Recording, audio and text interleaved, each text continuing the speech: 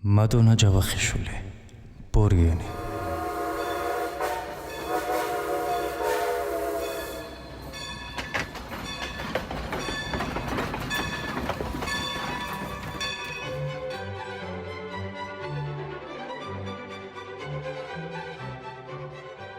ათას 908 წლის 10 დეკემბერს რომში თეთრი დილა გათენდა. ქარმა თავისი გაიტანა, წვიმის ღრუბლები გაფანტა და წვეთების მაგივრად გვერილის ხელა თეთრი ფანტელები მოფარფატებდნენ ციდან.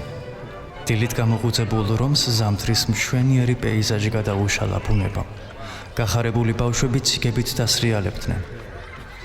თოვლის გუნდებს უშენდნენ გამლელებს. ზოგი ბრაზობდა გუნდა რომ მოხდებოდა, ზოგიც სიცილ-სიცილით გარბოდა. მთელი ქალაქი გადათეთრებულიყო, მხოლოდ საკვამურებიდან ამოდიოდა შავი კვამლი. წმინდა პეტრეს ტაძრიდან ზარების ხმა ისმოდა. დილის წირვა იწყებოდა, შობა ახლოვდებოდა. მლოცველები ტაძრისკენ მიიჩქაროდნენ. მოედანს რამდენიმე ნიჩბიანი მეეზოვე თოლჭყაპისა განასუფთავებდა. ტაძრის შესასვლელთან მათხოვრები შეგროვილიყვნენ. გამლელ-გამომლელს ლოცავდნენ და გაყინულ ხელებს უშვერდნენ მოწყალების მოლოდინში. ზოგჯერ მადლიანი მორწმუნეც გამოჩნდებოდა, რამდენიმე შავ ხურდას ჩაუგდებდა. ზოგიც ცივად ჩამოიშორებდა ტანსაცმელ დაკონკილ, სიცივისაგან გათოშილ გლახას. წმინდა პეტრეს ტაძარი 4 მთავარ ბაზილიკათა შორის რანგით მეოთხე ტაძარია და 60,000 ადამიანს იტევს. შეიძლება ითქვას, რომ ის ყველაზე დიდი ქრისტიანული ტაძარია. მისი მშენებლობა 1506 წელს დაიწყო და 1626 წელს დასრულდა. მიიჩნევა, რომ ქრისტეს მოსწავლის პეტრეს სამარხი ტაძრის საკურთხევლის ქვეშ მდებარეობს. გასაოცარი არქიტექტურის გარდა მნიშვნელოვანია, რომ ტაძრის გუმბათი მთლიანად მოხატულია მიქელანჯელოს მიერ. 1929 წელს ვატიკანი ცალკე სახელმწიფოდ გამოცხადდა. ქალაქი სახელმწიფო, სადაც სულ 800 ადამიანი ცხოვრობს. ტაძრის ეზოში ავგუსტინ ბელისიმო შემოვიდა ქალიშვილთან ერთად. მარია ანგელა ავგუსტინის ერთადერთი ქალიშვილი იყო. ასე ერქვა მას, როგორც იმ დიდ გემს, პორტში რომ იდგა და ქარს არ უშინდებოდა. კაპიტანმა გემს ქალიშვილის სახელი დაარქვა. ორივე ძალიან უყვარდა. მათ მეტი ქვეყნად არავინ გააჩნდა. ანგელა ერქვა კაპიტნის ულამაზეს მეუღლეს, რომელიც ქალიშვილის დაბადებას გადაჰყვა. ამიტომაც ორი სახელი დაარქვა შვილს, ერთი ღვთისმშობლის და მეორე დედის. ტაძარში პადრე აბელი წირვა-ლოცვას აღავლენდა.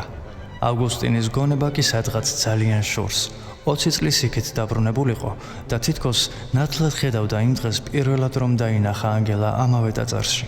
იმ დღეს იქ სასულიერო სკოლის ახალ კურსს დამთავრებული აბელის თხოვნით მივიდა. აბელის მამა პადრე მიქაელი წმინდა პეტრეს ტაძრის მოქმედი მოწყვლადი გახლდათ. აბელს სურდა, რომ მეგობრები მის მღვდლად კურთხევის ცერემონიალს დასწრებოდნენ. ასე დაიწყო ამ ტაძარში ზიარული ახალგაზრდა ავგუსტინმა. იქამდე კი სანაპიროზე, ანჩის ხატის ეკლესიაში დადიოდა, სადაც უწინ მამამისი მსახურობდა. გუშინდელი დღესავით გაახსენდა რომის ქალთა პირველი გიმნაზიის გოგონათა გუნდი, ის საგალობელიც, რომელსაც ანგელა მღეროდა. ყურში ჩაესმა მისი ზარივით წკრიალა ხმა და ავე მარია. მაშინ დაინახა პირველად ის მშვენიერი არსება, რომელმაც მთელი მისი ცხოვრება შეცვალა.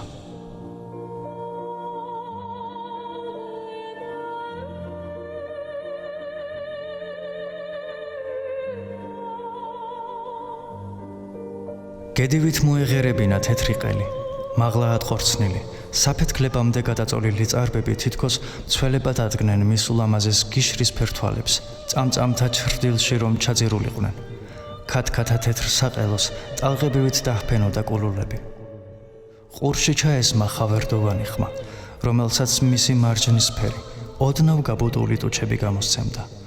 ავგუსტინმა თვალი ვერ მოსწყვიტა ახალგაზრდა ქალს, მონუზღულივით მისჩერებოდა ამ სილამაზეს. ანგელას არ გამოჰპარვია მაღალი, ტანადი, მზისგან გარუჭული ლურჯ თვალება მეზღვაურის მზერა. მათი თვალები უნებლიეთ შეხვდნენ ერთმანეთს და სამუდამოდ აიუსნენ იმ სითბოთი, რასაც სიყვარული ჰქვია. ამ დღის შემდეგ არც ერთი საეკლესიო დღესასწაული არ გამოუტოვებია ავგუსტინს. იმ ერთ შესაძლებლობას წარაჭობდა ულამაზესი ანგელას ახლოდან გაცნობის საშუალებას რომ მისცემდა. ვის შეეძლო მისი დახმარება თუ არა აბელს. ასეც მოხდა. სწორედ აბელი იყო ამ სიყვარულის მფარველი და მესაიდუმლე. სინიორიტა ანგელა, ჩემი უახლოესი მეგობარი მინდა გაგაცნოთ. არ დაგიმალავთ, რომ მოხიბლულია თქვენი ხმით. არც ანგელა იყო გულგრილი ახალგაზრდა მეზღვაურის მიმართ, ამიტომ სიხარულით დასთანხმდა მის გაცნობას. ასე მარტივად დაიწყო ერთი სიყვარულის ამბავი, რომელსაც უამრავი სირთულე მოჰყვა. ფარულ შეხვედრებს მოუხშირეს ანგელამ და ავგუსტინმა. შექსპირით გატაცებულმა ქალმა გულის სწორს ხუმრობით რომეოც კი შეარქვა. თითქმის ერთი წელი ხვდებოდნენ ერთმანეთს.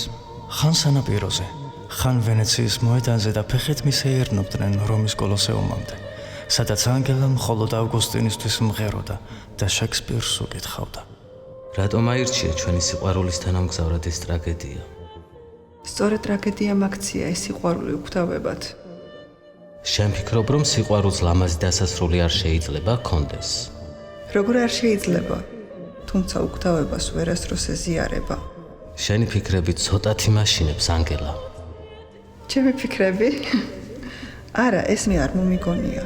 მე ლამაზ ხანგრძლივ სიყვარულზე ვოცნებობ და არც ის მადარდებს თუ უგთავებას ვერ შევუერთდები. ოცნებებიც ხომ შეიძლება ახდეს? ლამაზი სიყვარული უკვე ახდენილი ოცნებაა. განასაფრალო არაა, ადამიანი ისე წავიდეს ამ ქვეყნად, სიყვარულის რყოფილება ვერ იგემოს.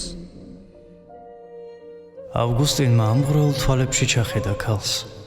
ძლიერ მკლავზე ლერწამივით გადაიწვინა. ახალგაკვირტულ ნუშის ყვავილს ჰგავდა ანგელას ბაგეები. ბიჭი მთელი გრძნობით დაეწაფა მდრთოლ ვარეტუჩებს. ქალი ზღვიდან ამომხტარი თევზივით აფართხალდა. მეზღვაურის ძლიერ მკლავებში ისე ირწეოდა, როგორც ასკილის ბუჩქი. საუკუნოდ მოეჩვენათ ნეტარების წუთი. მარადისობად, რომლის დამთავრებაც არც ერთს არ სურდა. მზემ ძოწისფერი მოჰფინა არემარეს. ჰორიზონტიდან გაქრა და უსასრულობის ფსკერზე დაეშვა. მხოლოდ ორნიღა დარჩენილიყვნენ ამფითეატრის სიკვდილის ტაძარში, სადაც მილიონობით გლადიატორი კეისართა და მდიდართა საამებლად დაღუპულიყო, სადაც თვით სასტიკ ნერონს მოეკლა თავი. მიწისძვრებისგან ნახევრად დანგრეულ უძველეს შენობაში ახლა ღვთაებრივი სიყვარული მეფობდა, რომელსაც ძლევამოსილების გვერგვინი დაედგა, რადგან ერთადერთი რამ, რაც სიკვდილიც კი ვერ ამარცხებს, ეს გულწრფელი სიყვარულია. ანგელა მდიდარი ოჯახის ქალიშვილი იყო. მამამისი ფედერიკო ფელისიო რომში საკმაოდ ცნობილი, გავლენიანი და რამდენიმე ფაბრიკის მეპატრონე ღარიბ მეზღვაურს ერთადერთ ქალიშვილს არასდროს მიათხოვებდა.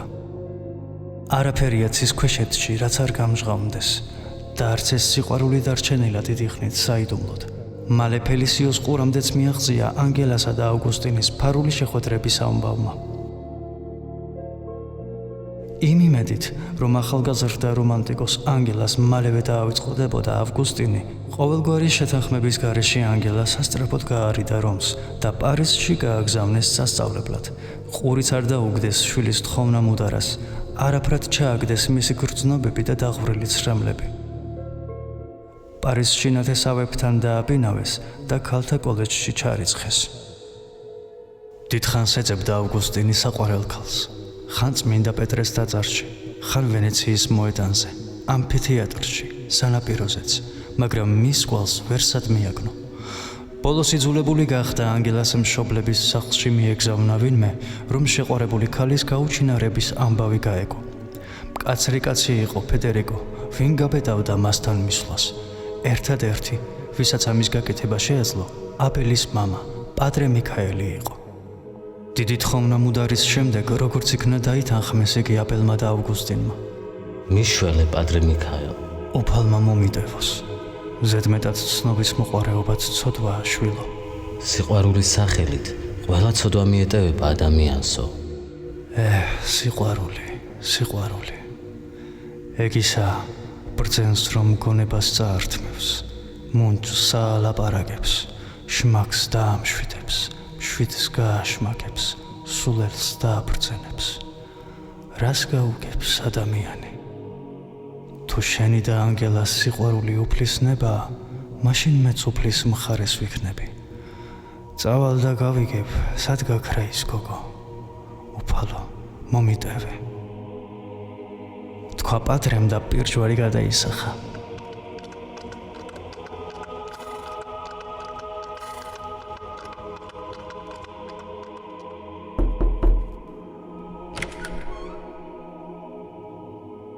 ვერაფერი სასიხარულო და სანუგეშო ამბავი მოიტანა პატრემ. ძალიან კარგადაც ხვდებოდა, სადაც იყო ძაღლის თავი დამარხული. მდიდარ, ამაყ და გულცივ ფედერიკოს ღარიბი სიძე არაფრად სჭირდებოდა. საკუთარი სურვილით გაემგზავრა პარიზში ცოდნის მისაღებადო. არ წმუნებდნენ ქალის მშობლების სტუმარს. პატრემ დალოცა ოჯახი და იქაურობა დატოვა. სხვა რა გზა ჰქონდა, ჩხუბს ხომ არ დაიწყებდა, ქალი რატომ გადამალეო. ამხნევებდა ავგუსტინს მშობლიური სიყვარულით.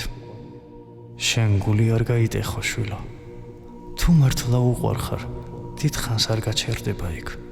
ქალი ისეთი ვინმეა, თუ მოინდომა, თავისას მაინც გაიტანს.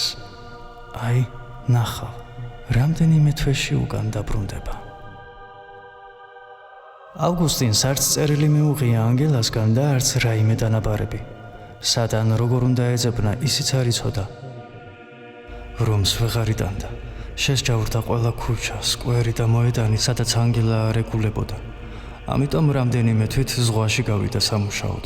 წუთით არ დავიწყებია საყვარელი ქალი. მასზე ფიქრით და ოცნებით აღამებდა და ათენებდა. არც ანგელას ედგა უკეთესი დღეები. სწავლას გული ვერაფრით დაუდო. ავგუსტინის საცხოვრებლის ზუსტი მისამართი არ იცოდა და წერილებს რომის პორტში აგზავნიდა, თუმცა საპასუხო ბარათი არასდროს მიუღია. საყვარელ ადამიანთან განშორებამ რამდენიმე თვეში მელანქოლიით დაავადა ისედაც სუსტი აღნაგობის ქალი. უმადობამ და უძილობამ უფრო მეტად დაასუსტა. ბოლოს გულყრები და თავბრუსხვევები დასჩემდა. ამის გამო შეშინებულმა ნათესავებმა ექიმთან მიიყვანეს. პროცედურების შემდეგ ექიმის დიაგნოზი საგანგაშო აღმოჩნდა. ანგელა ლევკემიით დაავადდა, რის გამოც მშობლები იძულებულნი გახდნენ ჩაეკითხათ შვილისთვის და უკან წამოეყვანათ რომში. ევროპის საუკეთესო ექიმებმაც არ იცოდნენ ამ ავადმყოფობის წამალი. საიდან აღარ მოიწვია გამოცდილი პროფესორები ფედერიკომ, მაგრამ საიმედოს ვერავინ ვერაფერს ამბობდა. დღითი დღეს უსწრდებოდა და ხელიდან ეცლებოდა ოჯახს ერთადერთი ქალიშვილი. მაშინ კი ინანეს თავიანთი საქციელი და მიხვდნენ, რომ ერთადერთი ადამიანი, ვინც ქალს სიცოცხლის ხალის დაუბრუნებდა, ეს ავგუსტინი იყო. დიდხანს ეძებეს ქალის მშობლებმა ახალგაზრდა მეზღვაური, მაგრამ მის კვალს ვერ მიაგნეს. თითქოს მიწამჩაყლაპაო, მისი გზა და კვალი არავინ იცოდა. სამთვიანი მოგზაურობის შემდეგ ავგუსტინი კვლავ რომში დაბრუნდა. ანგელა ისევ არსად ჩანდა. ბოლო იმედიც გადაეწურა.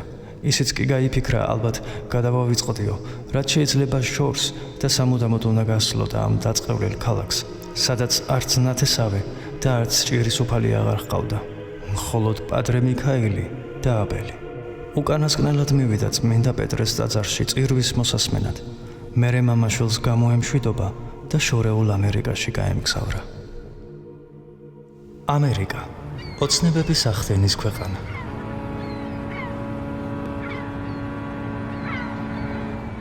ყველა იქით მიიწევდა, გემები ხალხს ვერ იტევდა.